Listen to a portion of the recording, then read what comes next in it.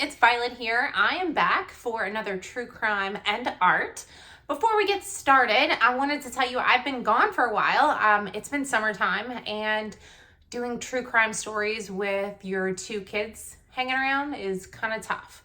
So the painting today is going to be something that is inspired by a trip I took this summer. I went with my family to Alaska, and we didn't see the Northern Lights, but there was lots of mention of them, and I wish we would have seen them.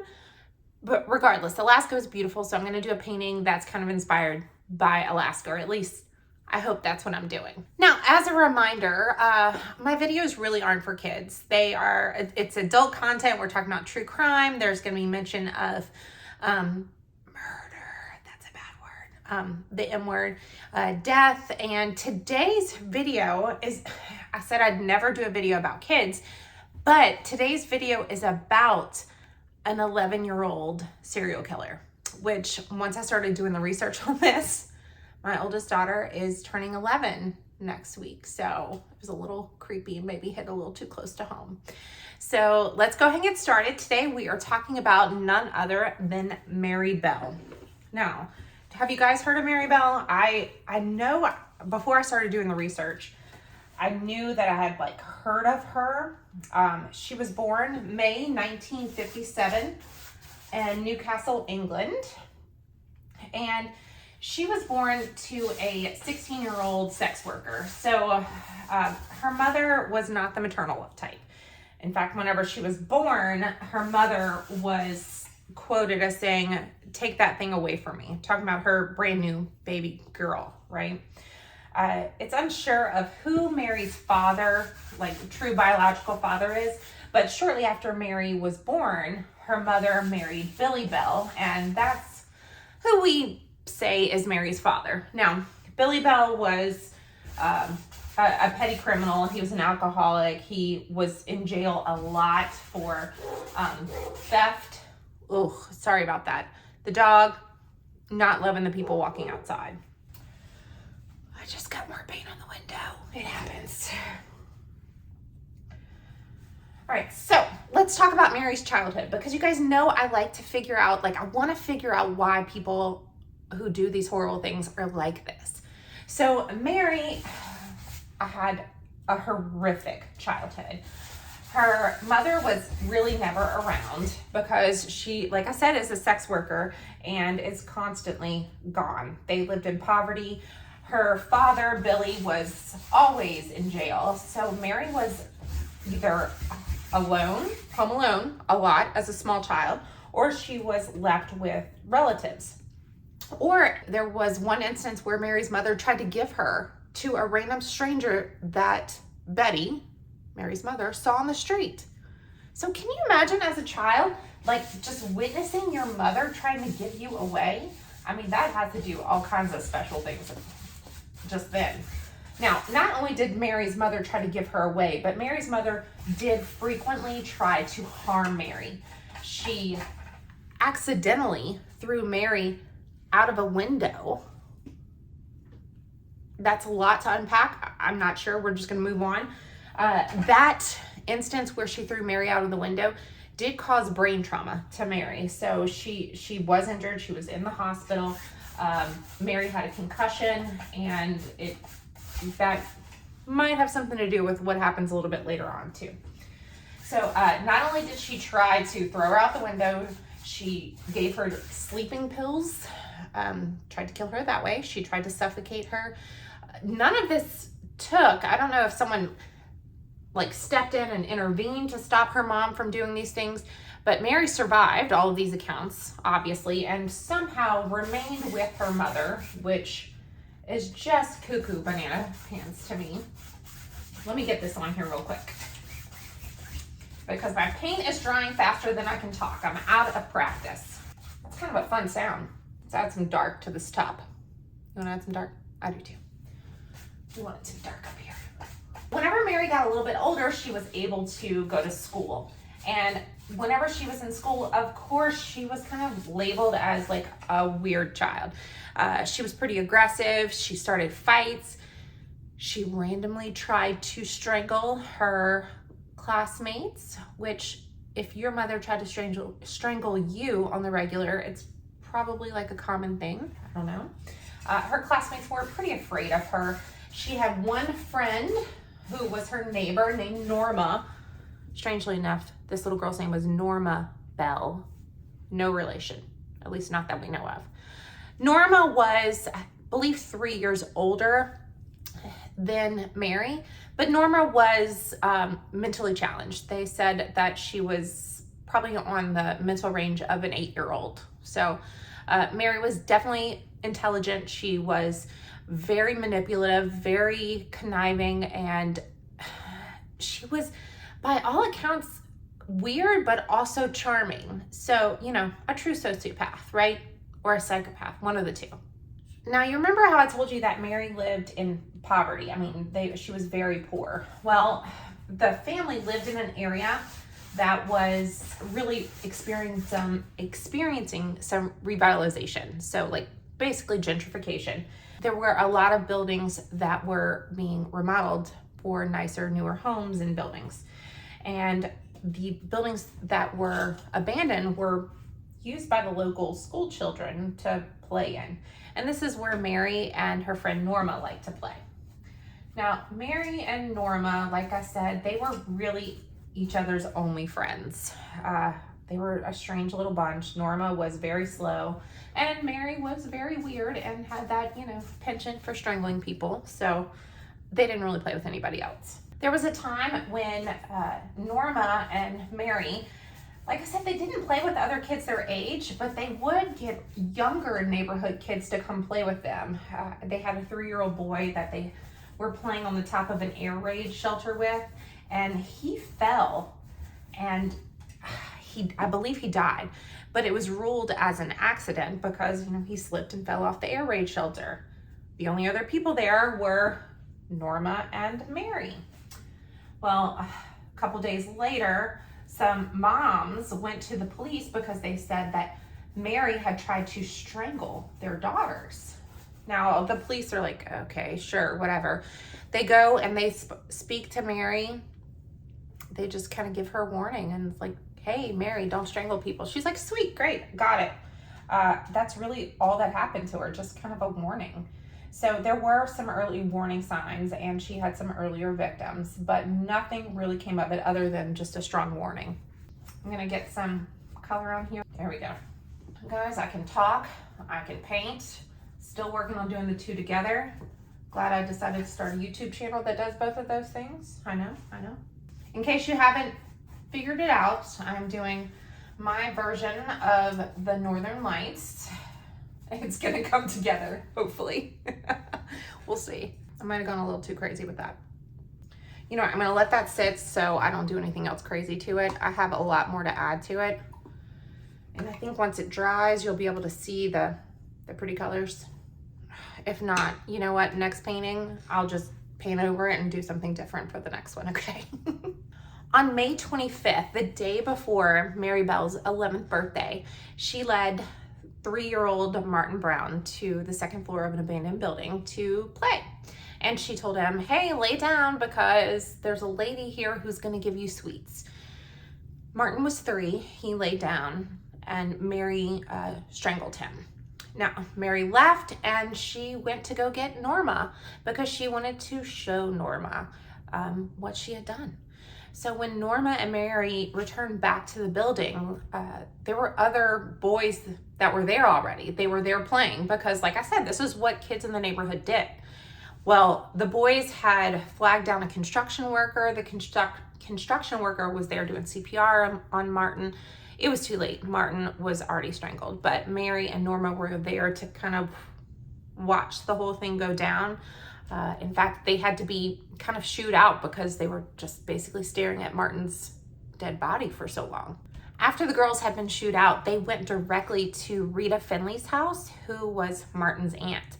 And they said, there's a problem. We think that Martin has been murdered. We just saw a little boy that looks like him with blood all over his body.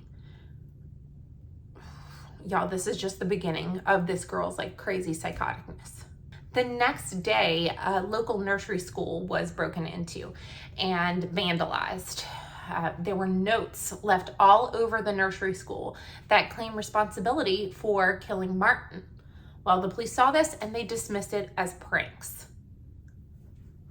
And whenever you're looking at the notes, you can obviously tell that it's written by a child. It's got terrible spelling and poor grammar. But yeah, dismissed as pranks. On May 29th, right before Martin's funeral, Mary went to Martin's house and asked his mother if she could see him. Well, his mother, thinking that Mary doesn't know that Martin has died. The mom tried to tell her, like, very gingerly, I'm sorry, Martin has passed away. He can't come out. And Mary said, oh, I know. I just want to see him in his coffin.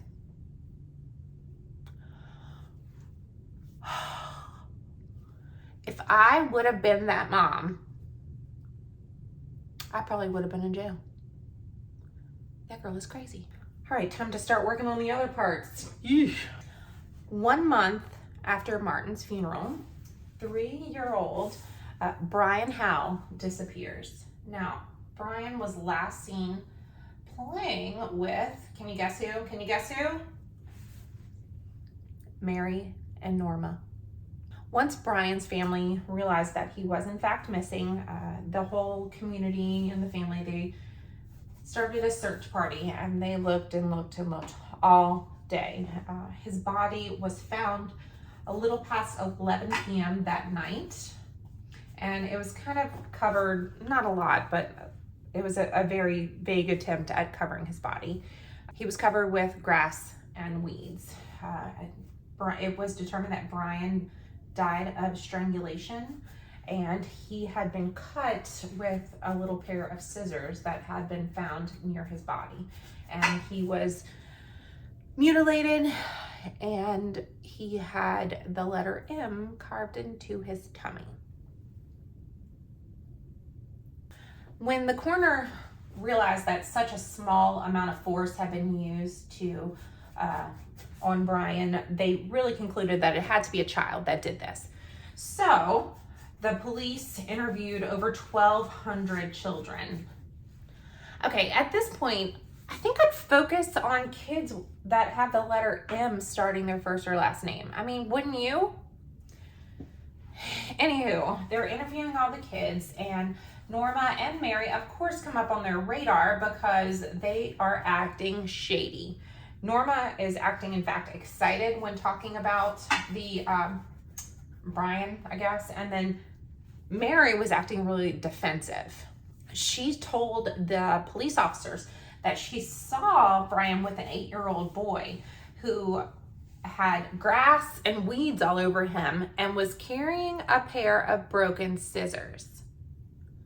Well, the dummy-dum gave herself away because literally the only people that knew about the scissors were the police officers and Brian's murderer, because they had found them at the scene. They were in fact broken, but they did not release that to the press. So Mary completely gave herself away. On August 4th, Norma, at the pushing of her mother, confessed to the police that Mary had killed Brian. Also, that Mary had shown her Brian's body, that Mary had shown her where a razor was hidden that she had used to carve the letter M. Norma took the police to the razor. They found the razor. It was the one that was used on Brian's body. When police visited Mary to talk about everything that Norma said, she got really upset and said, "You're trying to brainwash me. I will get a solicitor to get me out of this." Now, a solicitor is a lawyer for the British folks, okay? First off, she is 11. Like, how does she even know to say this? And at this point, they don't arrest Mary. They'll go back to Norma and start asking her more questions and press her a little harder. And they then find out that Norma was there when Mary killed Brian, but that she ran away towards the end. So Mary covered up Brian's body by herself. All right, let me get a couple of trees in, or at least some stems. It's not stems, trunks, like tree trunks. Okay, so Mary is still not arrested, neither is Norma. August 7th is the day of Brian's funeral. And everyone, including Brian's parents, as well as the detectives on the case, see Mary standing outside of Brian's home, because back in the day, they didn't have funeral homes. They had, the coffins would kind of lay in wait in their home and then be brought out to go be buried. Anywho, Mary waited outside for Brian's coffin to be brought out, and she starts rubbing her hands together and laughing like Dr. Evil or something. Wow. Okay, so later that day, she's arrested. Finally. Did you need a note saying I killed him? Oh, wait, you had that and ignored it. Did you need a confession? Oh, wait, you had that. Still didn't arrest them. Tone it down, Violet. Tone it down. Before they go to trial, Mary starts blaming Norma, saying Norma did it all. Norma's blaming Mary. They bring in several psychiatrists, and that's when they figure out that Norma is really mentally disabled. She is not very bright. She is very able to be coerced into things and manipulated. And on the other side of that coin is Mary, who is very bright, is very manipulative. So she was the dominant of the two. So at this point, the prosecution is like, Mary's our girl. That's who did it. That's who planned it. That's who is the evil one. The trial begins December 5th, and it is a media circus.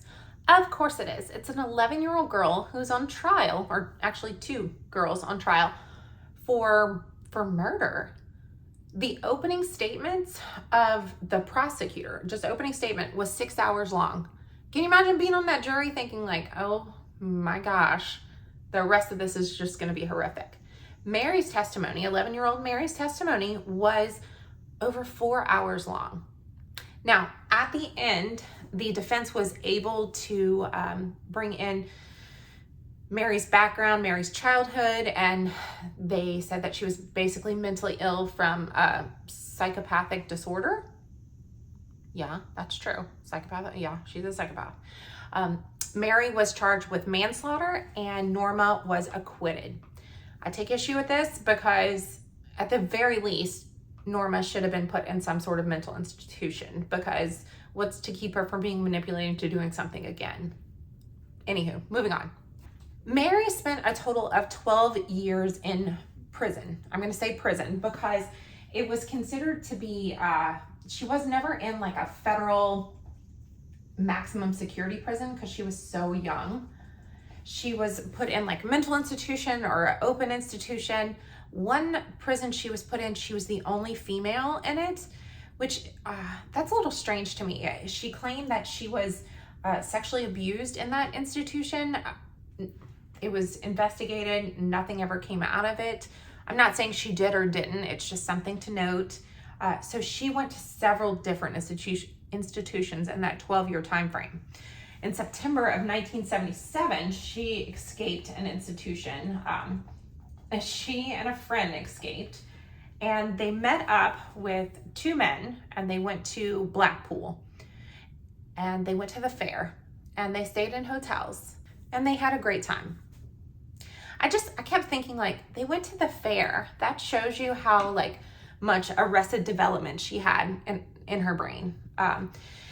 Anyway, Mary was apprehended and arrested again. And get this, guys, for breaking out of jail and trying to escape, Mary lost her prison privileges for 28 days. That was the repercussions of it. 28 days.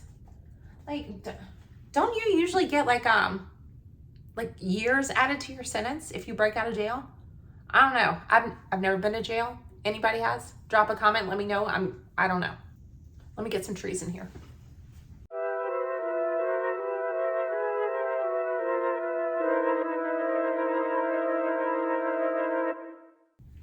How's that looking on there? Let's see. Woohoo! Yeah! All right, guys. I told you Mary only served not even 12 years in prison. It was 11 and a half years. She was released and then granted a new identity because, of course, everybody wanted to know where she was. Where's Mary Bell? You know, the little girl that killed everybody. So she was indeed granted a new identity. Now, of course, in the age of social media and internet sleuths. Her identity was discovered in 1995. Whenever, was there the internet then? Anyway, her identity was discovered in 1995, and she had a daughter at this time. So it was kind of a big hoopla. She petitioned to get a new identity and to basically be like witness relocation for her and her daughter, to protect her and her daughter. And, you know, again, people found out that her daughter had a daughter. So the identity protection goes all the way through Mary Bell's granddaughter. So today, Mary Bell would be 67 years old, which really is not that old. So like Mary Bell could be the cute little British grandmother right down the road from you. Does that not worry anybody else? Do you think she's fixed? Do you think that was just like a one-off thing? And also, don't you think she got like a lot of lucky breaks? I mean, obviously not in her childhood. That was awful.